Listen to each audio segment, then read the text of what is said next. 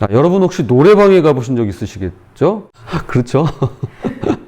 노래방에서 다른 사람이 부르는 노래를 따라 부르려는데 도저히 못하겠는 그런 경험 있으실까요? 음이 너무 높다거나 또는 뭐 낮다거나 가사가 너무 빠르다거나 노래를 잘 모르니까 같이 부를 수 없었던 그런 경험 말이죠. 이제 저희 지방에서 목회자 가족 수양회라든가 이런 데 가면은 저희 가족끼리 6식구가 노래방을 이제 가곤 하는데 저는 저의 자녀들이 부르는 노래를 못 따라 하겠더라고요.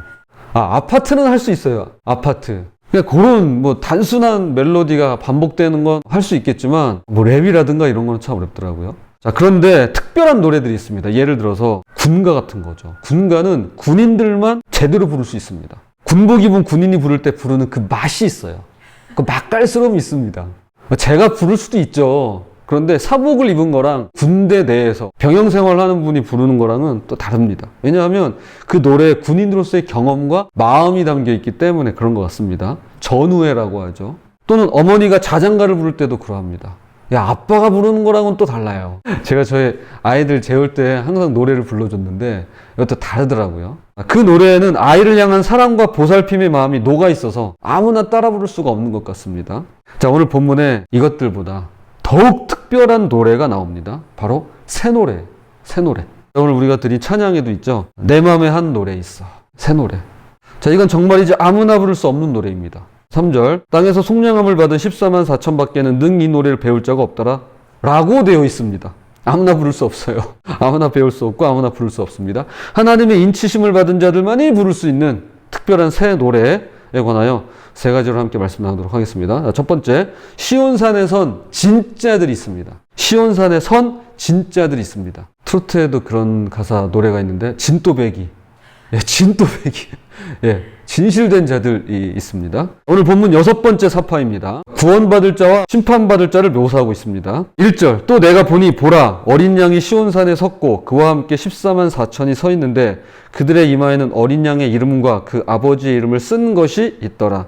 13장에서 바다와 땅에서 올라온 두 짐승이 온갖 거짓 표적으로 사람들을 미혹했다면 14장에서는 어린 양이 시온산에 서 계십니다. 바다도 땅도 아닌 시온산입니다. 하나님께서 택하신 거룩한 산, 하나님의 임재가 있는 시온산이죠. 그리고 함께 서 있는 14만 4천 명을 보시면 그들의 이마에는 짐승의 표, 사람의 수 666이 아니라 어린 양의 이름과 그 아버지의 이름이 새겨져 있습니다. 여기서 14만 4천이라는 숫자는 산술적 수가 아니라 하나님의 백성 전체를 상징하는 완전수라고 말씀드렸습니다. 4절과 5절에서 이들의 특징이 나오는데요. 여자와 더불어 더럽히지 아니하고 순결한 자라 하면서 어린 양이 어디로 인도하든지 따라가는 자, 그리고 하나님과 어린 양에게 속한 자들이라고 되어 있습니다. 그리고 그 입에 거짓말이 없고 흠이 없는 자들이더라 라고 말씀합니다. 이것은 단순히 결혼을 하지 않았다거나 잠자리를 갖지 않았다는 말이 아닙니다. 요한계시록에서 음녀는 가장 먼저 하나님을 배반하고 우상을 섬기는 것을 상징하는데요. 즉 이들은 세상의 유혹과 타협하지 않고 순결한 믿음을 지킨 자들로서 어린 양이 어디로 인도하든지 따르는 자들이라는 것입니다. 또 하나님과 어린 양에게 속해 있는, 하나님께서 너는 내 것이라 속해 있는 그런 자들입니다. 특히 그런 분들, 그런 자들은요, 그 입에 거짓말이 없다라고 말씀합니다. 거짓이 없어요. 진실됩니다. 13장에서 두 짐승들이 거짓과 미혹의 무기로 사람들을 속였다면 진짜 하나님께 속한 백성들은 입에 거짓이 없는 자들입니다. 왜냐하면 거짓이 사탄이 거짓의 아비잖아요. 그러니까 거짓말에 대해서 굉장히 조심하고 주의하고 경계합니다.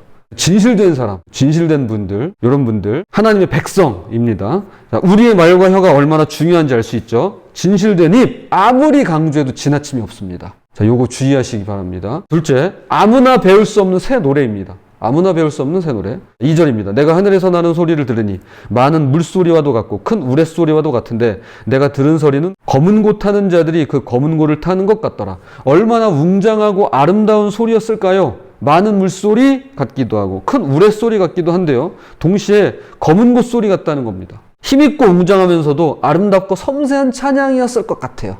그런데 3절에서 뜻밖의 말씀이 나옵니다. 땅에서 속량함을 받은 14만 4천 밖에는 능히 이 노래를 배울 자가 없더라. 자, 왜 이 노래는 아무나 부를 수 없을까요? 왜 아무나 배울 수 없는 걸까요? 미국의 유명한 설교학 교수 스티브 브라운은 그의 책 다 알았다고 생각한 이후 내가 배운 것들 서론에서 이렇게 말합니다.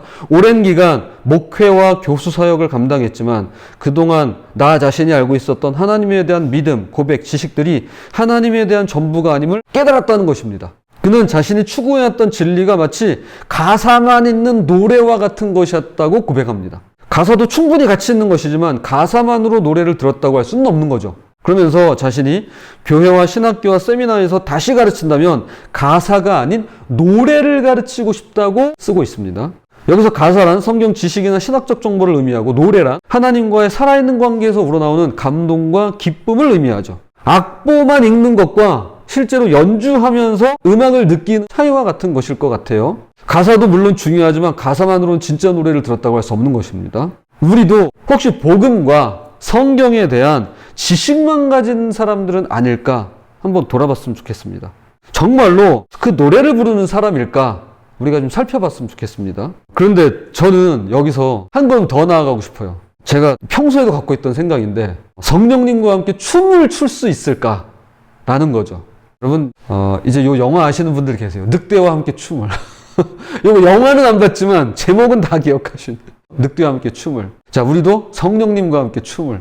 그러니까 요 단계까지 나아갔으면 좋겠다. 노래 부르는 것도 좋은데 이렇게 춤을 추는 것도 우리 가운데 좀 자연스럽게 일어났으면 좋겠습니다. 자, 여기서 정말 조심해야 할 것이 있습니다. 바로 종교의 영으로 신앙생활하는 것입니다. 성령으로 신앙생활하는 사람과 종교의 영으로 신앙생활하는 사람 사이에는 엄청난 이 갭이 있어요. 차이가 있습니다.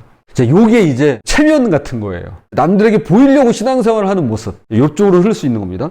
자, 바리새인들을 생각해 보면 그들은 누구보다도 열심히 있는 사람들이었습니다. 율법적이었죠. 그래서 성경도 많이 알고 기도도 많이 하고 헌금도 많이 했습니다. 그런데 결국 예수님을 십자가에 못 박았습니다. 왜일까요? 종교의 영에 사로잡혀 있었기 때문입니다. 종교의 영. 그렇다면 어떻게 구별할 수 있을까요? 예, 바로 새 노래로 구별할 수 있는 거예요. 종교의 영을 따르는가, 성령을 따르는가. 요거는 새 노래로 구별할 수 있는 겁니다. 진짜 구원받은 성도에게는 반드시 하늘의 찬양, 새 노래가 있습니다. 시편 43편 21절 이 백성은 내가 나를 위하여 지었나니 나를 찬송하게 하려 함이니라. 그 말씀하신 것처럼 말이죠. 실제로 시편을 노래한 다윗은 춤췄잖아요. 그게 어떤 상황에서 나왔겠습니까? 자유로움, 자연스러움 아니면은 몸이 움직이지 않아요, 이게. 우리 몸이 이제 굳어 있어요. 뻣뻣하거든요, 우리가. 저도 그렇지만. 근데 이렇게 댄스가 나오는 건 이게 자유로움이 이제 있다는 겁니다. 진짜 구원받은 성도에게 그런 하늘의 찬양, 새 노래, 심지어는 성령님과 함께 춤을 나올 수가 있는 것입니다. 자, 종교의 영을 조심하고 새 노래를 구하시기를, 또 주님과 함께 자유로움을 경험하시기를 바랍니다. 자, 그런데 이 새 노래에는 특징이 있는데요. 세 번째입니다. 고난 중에도 울려 퍼지는 찬양입니다. 고난 중에도 울려 퍼지는 찬양. 자, 바울과 실라가 빌립보에서 복음을 전하다가 매를 맞고 깊은 감옥에 갇혔던 일이 있습니다. 사도행전 16장에 나오는데요. 그들이 한밤중에 매를 맞고 감옥에 다시 들어왔어요. 거기서 하나님께 찬양하면서 기도하는 겁니다. 물론 이런 일이 나에게 일어나기를 바라는 사람은 아무도 없을 겁니다. 우리가 찬양하고 싶어가지고 감옥에 갇힌다던가 매를 맞는다던가 이걸 원하진 않을 거 아니에요. 하지만 생각해보면 가장 중요한 건 이런 것 같아요. 어떤 상황에서도 하나님과의 진실한 관계를 유지하는 겁니다. 어떤 순간, 어떤 상황에서도 하나님에 대해서 그 관계를 유지하는 거예요. 친밀한 관계. 그런 맥락에서 봤을 때 고난이라고 하는 것은 신앙의 진정성을 드러내는 시험대 역할을 하는 거라고 볼 수 있는 거죠. 그러므로 이 노래는 누구나 부를 수 있는 노래가 아닐 겁니다. 그냥 아무나 부를 수 있는 노래가 아니죠. 여러분, 그렇게 매 맞고 감옥에 다시 들어와가지고 노래를 부를 수 있다?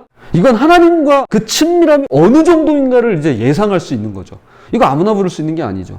어둠 속의 찬송, 고난 중의 찬송은 오직 구원받은 성도만 부를 수 있습니다.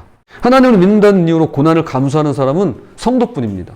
지옥의 원세를 뒤흔들고 천군 천사의 부름을 사며 하나님을 기쁘시게 하는 최고의 노래를 부를 수 있는 기회는 이 땅에서 사는 동안에만 주어지는 기회입니다. 천국에서는 사실 이럴 일이 없죠. 그런 기회가 없습니다. 고난의 때가 오히려 복일 수 있는 것입니다. 6절 12절까지 세 천사가 나와서 메시지를 전합니다. 첫 번째 천사는 영원한 복음을 가지고 하나님을 경배하라고 외칩니다. 두 번째 천사는 바벨론의 멸망을 선포하고 세 번째 천사는 짐승을 경배하는 자들의 심판을 경고합니다. 그리고 12절에서 이렇게 말씀합니다. 성도들의 인내가 여기 있나니 그들은 하나님의 계명과 예수에 대한 믿음을 지키는 자니라. 13장부터 우리에게 당부하시는 주님의 말씀이죠. 인내와 믿음, 인내와 믿음. 참된 성도는 어떤 상황에서도 하나님의 계명과 예수에 대한 믿음을 지키는 자들입니다. 그래서 인내해요. 그리고 그런 분들만이 새 노래를 배울 수 있고 부를 수 있습니다. 자, 13절 말씀 참 감동적입니다. 또 내가 들으니 하늘에서 음성이 나서 이르되 기록하라. 지금 이후로 주 안에서 죽는 자들은 복이 있도다 하시매 성령이 이르시되 그러하다. 그들이 수고를 그치고 쉬리니 이는 그들의 행한 일이 따름이라 하시더라. 자, 여기서 저는 수고의 의미를 재정의할 수 있을 것 같아요. 진짜 수고란 뭘까요? 나만을 위한 것이라면 수고라 할 수 없을 겁니다. 주님을 위한 것이야말로 참된 수고라 할 수 있습니다. 미혹에 넘어가는 것은 수고가 아닙니다. 인내로 믿음을 지키는 것이 수고라는 것입니다. 인내와 믿음. 자, 이것이 수고입니다. 인내와 믿음으로 주님을 위해, 그리고 궁극적으로 이것이 나를 위하고 우리 가족을 위하고 우리 모두를 위한 일인데 인내와 믿음으로 수고하시는 우리 모두가 되었으면 좋겠습니다. 자, 이제 말씀의 결론을 맺겠습니다. 그렇다면 이런 질문이 생깁니다. 어떻게 새 노래를 배울 수 있을까요? 자, 첫째, 매일 하나님과의 개인적인 만남을 추구하시기 바랍니다. 아침 기회든 말씀 묵상이든 하나님을 찾고 구하는 시간을 만드시기 바랍니다. 둘째, 작은 것부터 범사에 감사한 훈련을 하십시다. 여러분, 감사는요 너무 중요한 거예요. 감사를 잃으면 다 잃은 거랑 마찬가지예요. 범사에 감사라는 말씀처럼 감사한 우리가 되었으면 좋겠습니다. 자, 셋째, 하나님의 말씀에 순종하는 삶을 실천하시기 바랍니다. 작은 순종부터 시작해서 점점 더 큰 순종으로 나아가시기 바랍니다. 작은 것에 순종하지 못하면 큰 거 할 수 없습니다. 하기 힘듭니다. 자, 그런데 여기서 놓치지 말아야 할 것이 새 노래는 혼자만의 노래가 아니라는 것입니다. 이거 혼자 부르는 거 아니고요. 보시면 14만 4천이 함께 부르는 합창입니다. 아무리 아름다운 목소리라 해도 혼자서는 화음을 만들어낼 수 없습니다. 함께 할 때만이 웅장하고 아름다운 하모니가 만들어질 수 있는 것이죠. 그래서 우리에게 새로 고침, 이 자리가 얼마나 소중한지 모르겠습니다. 네, 오늘 또 함께 하신 여러분들 또 이렇게 감사합니다. 그래서 우리에게 이 새로 고침, 일단 저에게 소중하고요. 그리고 이 새로 고침을 통해서 함께 인내하고 믿음으로 격려하며 새 노래를 배워가는 그런 시간이 되었으면 좋겠습니다. 그래서 혼자서는 부를 수 없었던 새 노래를 공동체 안에서 부르며 경험하면서 함께 성장해가는 우리가 되었으면 좋겠습니다. 자, 끝으로 겸손하는 마음으로 제가 계속해서 강조하고 있죠. 그리고 요한계시록에서 계속해서 말씀하고 있는 내용이 뭐죠? 성령님의 도우심을 구하십시다. 성령님의 이끄심. 성령을 빼놓고는 계시록은 이해를 못해요. 이야기할 수가 없습니다. 자, 성령님의 도우심을 구하면서 결국 새 노래는 성령님의 역사하심으로만 가능합니다. 성령의 인치심, 요것으로만 가능합니다. 부디 성령을 따라 부르는 새 노래가 저와 여러분의 삶과 가정, 그리고 어려움과 고난 가운데서도 아름답게 울려 퍼지기를 주님의 이름으로 부탁을 드립니다.